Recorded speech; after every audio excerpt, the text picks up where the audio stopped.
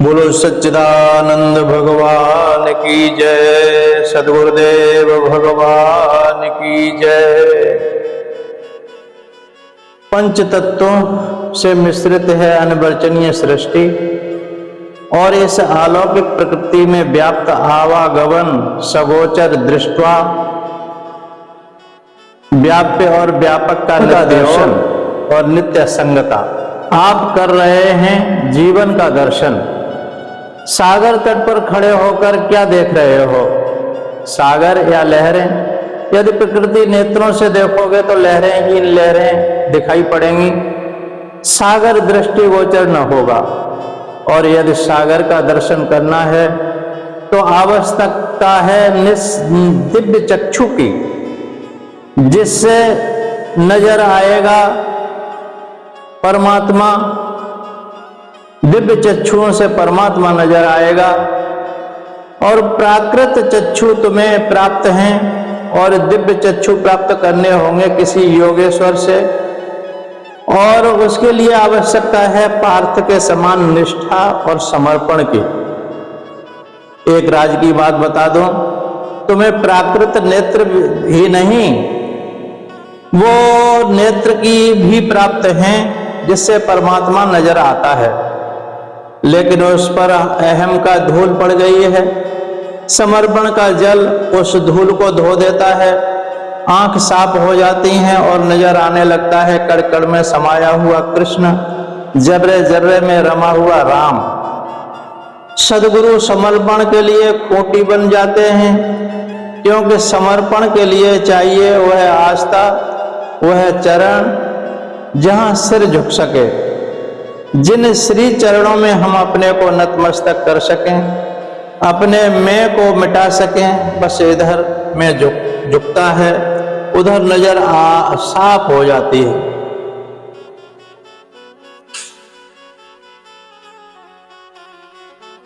इधर खुदी मिटती है, उधर खुदा नजर आता है।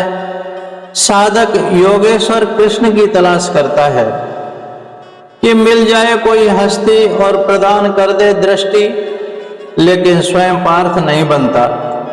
अपने को देने को तैयार नहीं, अपने को समर्पित करने को राजी नहीं। बीज आकांक्षा कर रहा है कि मैं वृक्ष बन जाऊं, आकाश की ओर यात्रा करूं, अनंत में मैं लहराऊं, लेकिन अपने को मिटाने को तैयार नहीं। धरा में बीज डरता है कि यदि भूमि की गोद में गया तो टूट जाऊंगा, बीज से मिट जाऊंगा, मैं न बचूंगा। बस यही भय है। व्यक्ति का अभिप्सा है आनंद की, लेकिन अपने को समर्थ सद्गुरु के हाथों सौंपना नहीं चाहता। भय लगता है कि कहीं मिट न जाऊं, अतः सागर में खो न जाऊं। संसार बस कोई द्वार मिल भी जाता है तो अंदर बढ़ने की हिम्मत नहीं करता, छलांग लगाने का साहस नहीं जुटाता। बस गुरु पूर्णिमा पर श्री चरणों की पूजा कर ली, दक्षिणा दे दी। जब भी यदा कदा दर्शन हुए, भोजन वस्त्र द्रव्य से सेवा करके दोनों हाथ जोड़ दिए। यह है द्वार भक्ति का। सागर तट सेवन का, अग्नि सानिध्य का, अपने आप जो था अर्पित किया, लेकिन अपने को बचा ही लिया। फिर समर्पण की घटना नहीं घटेगी। समर्पण घटता है प्रवेश में, छलांग में, खाक होने में। भय की दीवारें छलांगना मुश्किल लगता है। कहीं अज्ञात सागर में डूब न जाऊं। लहरें अच्छी लगती हैं, किनारे पर उनका स्पर्श मिल जाता है। आग की ऊष्मा भाती है, सर्दी दूर करती है, द्वार पर सुविधा लगती है। अभी एक कदम बाहर भी है। जब असुरक्षा का अनुभव करोगे तो भाग जाएंगे, लेकिन जीवन के सत्य का पता नहीं। जीव को द्वार पर दर्शन है, मंदिर में मिलन, तट पर लहरें हैं, फिर रत्नाकर की गहराई में रतन। आग के सानिध्य में शीत निवृत्ति है और अभिन्नता में कुंदन।